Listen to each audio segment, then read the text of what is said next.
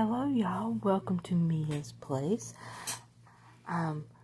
Today I'm going to share a devotional reading from the Bible on Ezra chapter 6. But first, so we can understand the background and settings, I'm going to the MacArthur Study Bible and reading from it about what the background and setting of Ezra is, so we can better understand it.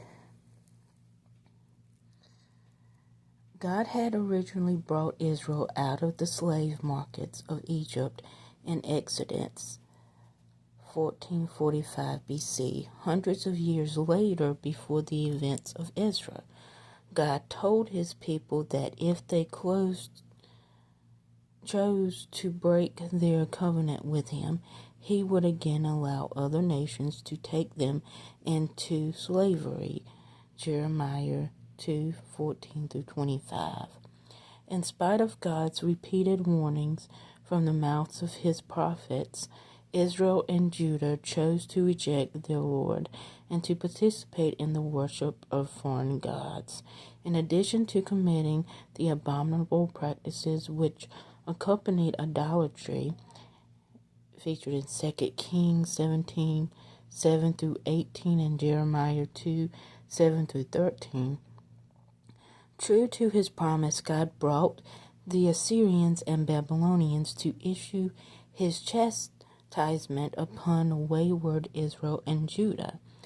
In 722 BC, the Assyrians deported the 10 northern tribes and scattered them all over their empire. 2 Kings 17:24-41 and Isaiah 7:8.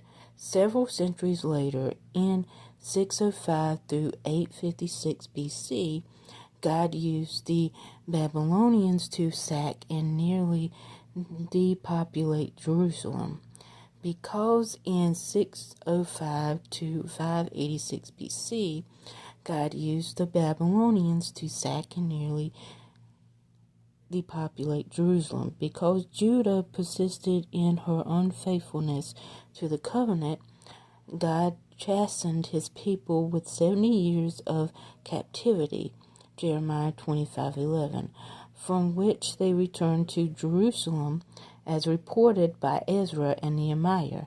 Cyrus the Persian overthrew Babylon in 539 BC, and the book of Ezra begins with the decree of Cyrus, 1 year of Judah's national calendar of feasts and sacrifices, including the rebuilding of the Second Temple, begun in 536 BC and completed in 516 BC.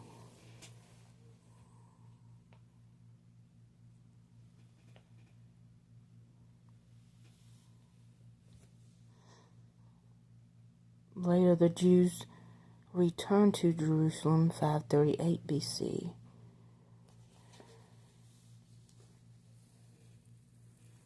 As there had been 3 waves of deportation from Israel into Babylon, 605 BC, 597 BC, and 586 BC, so there were actually 3 returns to Jerusalem over a 9-decade span. Zerubbabel first returned in 538 BC. He was followed by Ezra, who led the second return in 458 BC. Nehemiah never returned. The prophets Haggai and Zechariah preached during Zerubbabel's time, about 520 BC and following. Okay. So now we're reading chapter 6, the decree of Darius. Then King Darius issued a decree, and a search was made in the archives where the treasures were stored in Babylon, and at Archmitha in the palace that is in the province of Media, a scroll was found, and in it a record was written thus. In the first year of King Cyrus issued a decree concerning the house of God at Jerusalem. Let the house be rebuilt, the place where they offer sacrifices, and let the foundations of it be firmly laid, its height 60 cubits, and its width 60 cubits, with 3 rows of heavy stones and 1 row of new timber. Let the expenses be paid from the king's treasury. Also, let the gold and silver articles of the house of God, which Nebuchadnezzar took from the temple, which is in Jerusalem, and brought to Babylon, be restored and taken back to the temple which is in Jerusalem, each of its place, and deposit them in the house of God. Now therefore,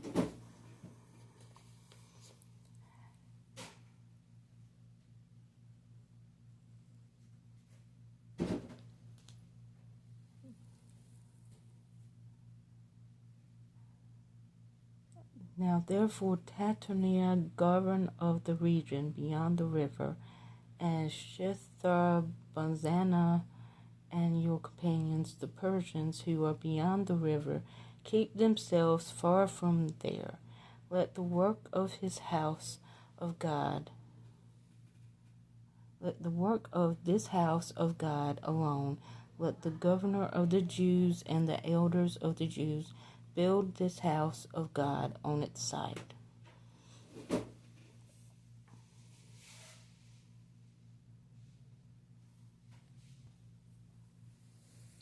Moreover, I issue a decree as to what you shall do for the elders of these Jews.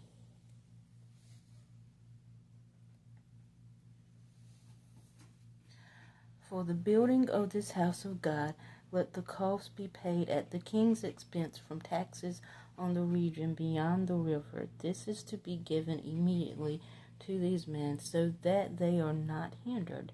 And whatever they need, young bulls, rams, and lambs, for the burnt offerings of the God of heaven, wheat, salt, wine, and oil, according to the request of the priests who are in Jerusalem. Let it be given them day by day without fail, that they may offer sacrifices to sweet aroma to the God of heaven, and pray for the life of the king and his sons. Also I issue a decree that whoever alters this edict, let a timber be pulled from his house and erected, and let him be hanged on it, and let his house be made a refuse heap because of this.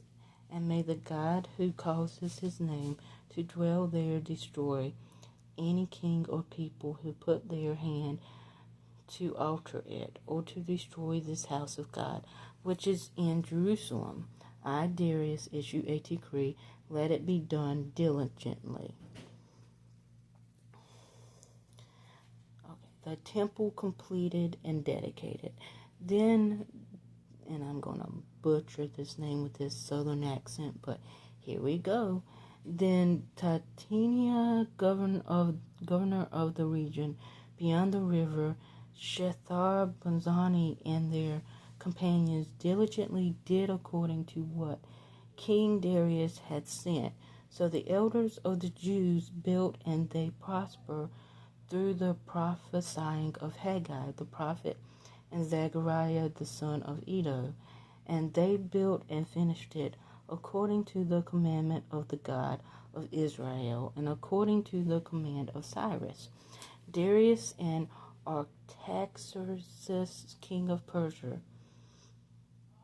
Now the temple was finished on the 3rd day of the month of Adar, which was in the 6th year of the reign of King Darius. Then the children of Israel, the priests and the Levites, and the rest of the descendants of the captivity celebrated the dedication of this house of God with joy. And they offer sacrifices at the dedication of this house of God.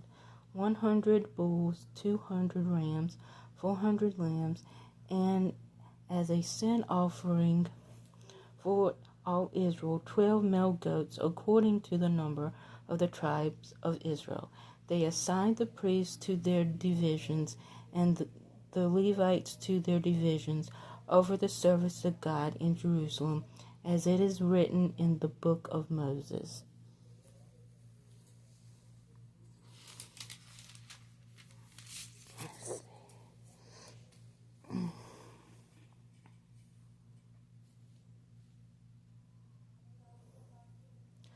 The Passover celebrated.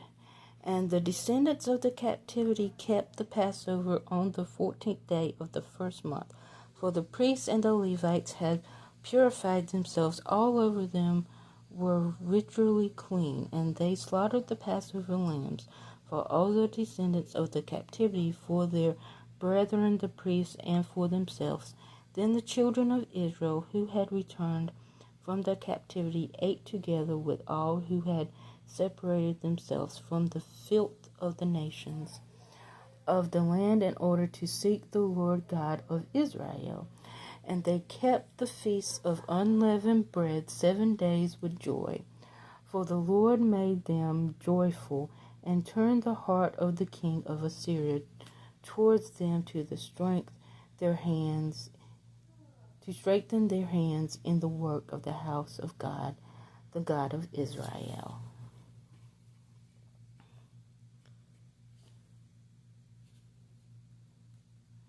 And in the study notes for 622, it was saying, turn the heart of the king of Assyria towards them by turning the heart of the king in their favor in allowing them to complete the rebuilding. God encouraged his people. They understood the verse, the king's heart is in the hand of the Lord. Proverbs 21:1. Better through this ordeal, the title King of Assyria was held by every king who succeeded the great Neo-Assyrian Empire, regardless of what country they may have come from. Okay. And also, the book of Esther fits in this 59-year gap between the completion of the temple 516 BC under Zerubbabel, Ezra 1:6, and the second return 458 BC under Ezra 7 through 10. Ezra 4:6 provides a glimpse into this period also.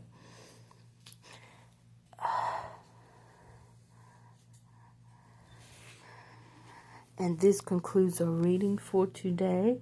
I hope this was very insightful to you. It was for me, using the MacArthur Study Bible with the actual New King James Version of the Bible.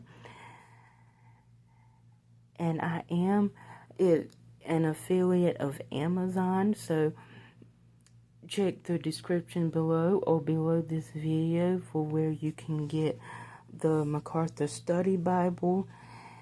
And I also have shirts and tumblers down in the description below. And please give a thumbs up to this channel. Until next time, God bless you in everything that you do. Take care.